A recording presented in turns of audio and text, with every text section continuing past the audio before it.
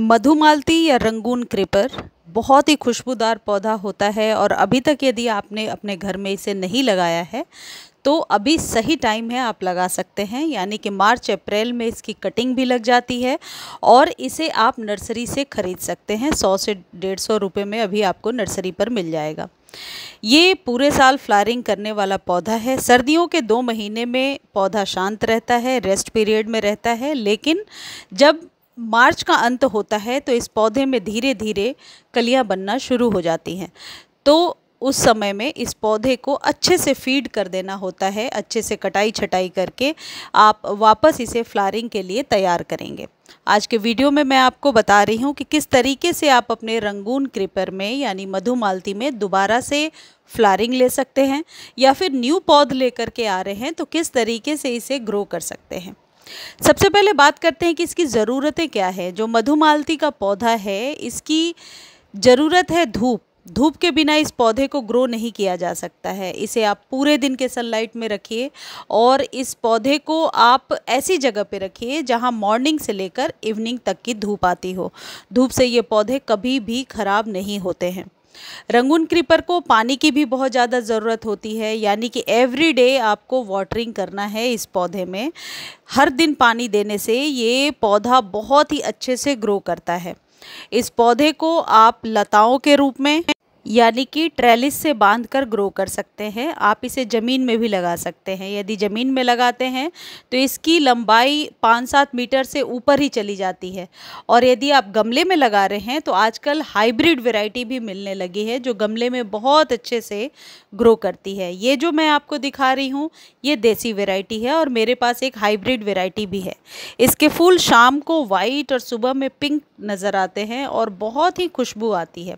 इतना Hardy plant है, ये कभी भी नहीं मरता। देखिए, ये पौधा बिल्कुल ऐसा लग रहा था सूख चुका है, लेकिन अब धूप में रखने से या अच्छे से केयर करने से इसमें न्यू शूट्स आने लगी हैं। इस पौधे को जब आप बालकनी में लगा रहे हैं तो हमेशा 8 इंच से बड़े कंटेनर में लगाएंगे और इस बात का विशेष ध्यान रखेंगे कि वेल ड्रेन सॉइल में ही ये पौधा ग्रो होता है। यदि आपके यहाँ की मिट्टी चिकनी है या वो रेड वाली मिट्टी है तो उसमें इस पौधे को अच्छे से ग्रो नहीं किया जा सकता है। आप इसके लिए हमेशा 50% गार्डन सॉइल में 30% सैंड या फिर बजरी मिला सकते हैं।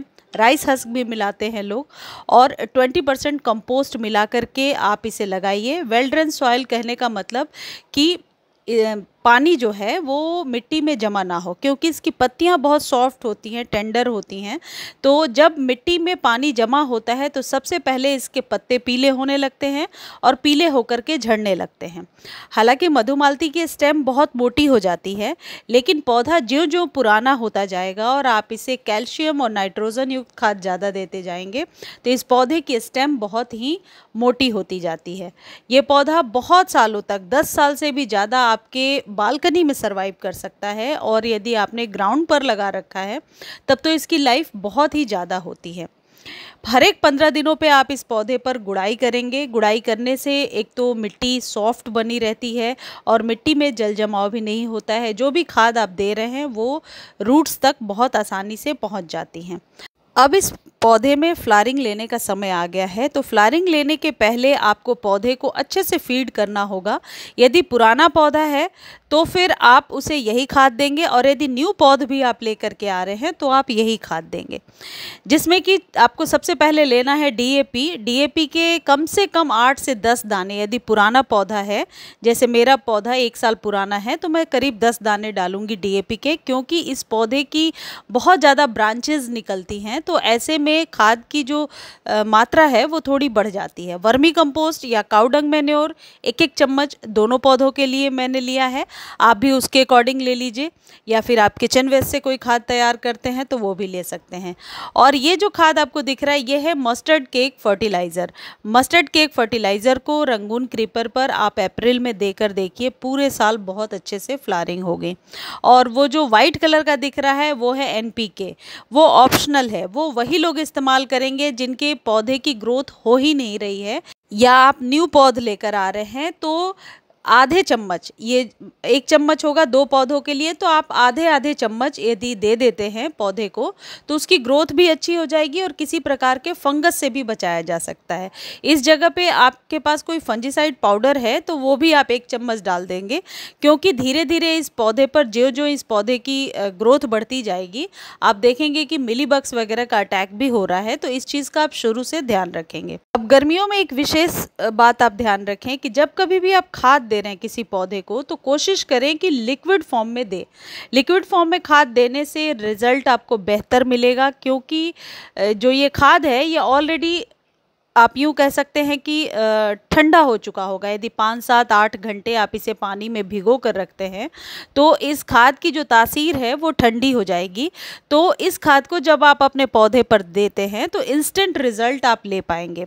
वैसे तो आप चाहें तो गमले में डालें और ऊपर से वाटरिंग कर दें, लेकिन मेरे एक गमले की मिट्टी बिल्कुल ड्राई है और एक गमले की मिट्टी थोड़ी सी आप कह सकते हैं मॉइस्चर लिए हुए है। तो जो मिट्टी पहले से ड्राई है इसमें ड्राई खाद देने से बेहतर है कि आप लिक्विड वाले खाद को दे दीजिए, वो ज़्यादा सही रहेगा। जो ये मधुमालती का पौधा है ये जैसे ही थोड़ा सा बड़ा होने लगता है इस पौधे को आप ट्रेलिस से ज़रूर बांध दीजिए। पिछले साल भी मैंने इस पौधे के दोनों तरफ स्टिक लगा रखा था, उस स्टिक के सहारे ये पौधा बहुत ही अच्छे से ग्रो हो गया था। तो यदि आपके पास भी स्टिक है या आप चाहें तो इसे धागे सा बांध करके आप ऊपर ट्रेलिस दे सकते हैं, ऊपर बांध सकते हैं, जैसे हम अपराजिता के पौधे के साथ करते हैं। इस तरीके से आप चाहें तो बम्बू स्टिक भी लगा सकते हैं, जिससे कि इसके सहारे ये पौधा अच्छे से बढ़ेगा। ये एक नेचुरल प्रोसेस भी है, क्योंकि ये लताओं वाला पौधा है, तो जब आप इसे सहारा देते हैं तो इसके बढ़ने की जो आप कह सकते हैं फ्रीक्वेंसी है वो ज़्यादा हो जाती है। अब एक बात ध्यान रखिएगा, जब भी आप खाद दे रहे हैं 5-7 घंटे भिगो कर रखिए। बुशी बनाने का क्या तरीका है ये भी बता देती हूँ कि इसकी थोड़ी थोड़ी पिंचिंग किया करें, जैसे मोगरे पे मैं करके आपको बताती हूँ। इसकी ऊपर से 1-1 इंच की जब पिंचिंग करेंगे ये पौधा मल्टीपल शूट्स निकालेगा और बहुत ही जल्दी ग्रो करेगा। बुशी बनाने का ये तरीका है। और ये जो खाद है जो आप भिगा करके आपने रखा है और जो दे रहे हैं, इसको रिपीट कब करना है? कम से कम 45 डेज़ या 2 महीने के बाद ही रिपीट करनी है, क्योंकि इस पौधे को मधुमालती को बहुत ज़्यादा खाद की ज़रूरत नहीं होती है। धूप और पानी का यदि आप ध्यान रखेंगे तो नेचुरली ये पौधा बहुत अच्छे से ग्रो करता रहता है। और ये जो 4 खाद मैंने आपको बताया इनमें से कोई भी एक खाद नहीं है, जैसे NPK नहीं है, तब भी आप सिर्फ वर्मी कंपोस्ट भी यदि देते हैं और कोई भी फॉस्फोरस युक्त खाद दे देते हैं तो पौधा अच्छे से फ्लावरिंग करेगा। यदि आपके पास इनमें से कुछ भी नहीं है तो बस एक आप कोई जैविक खाद दीजिए, जैसे काउडंग मैन्योर दे दिया, और केले के छिलके को पानी में भिगोइए और अगले दिन उसी के पानी को यूज़ कर लीजिए। उससे पौधे में फ्लावरिंग होने लगेगी। लेकिन पौधे की ग्रोथ के लिए हमने NPK दिया है और स्टेम को मोटा करने के लिए DAP दिया है। इस तरीके से ये खाद देने के बाद आप प्रॉपर सनलाइट में इस पौधे को रख दीजिए।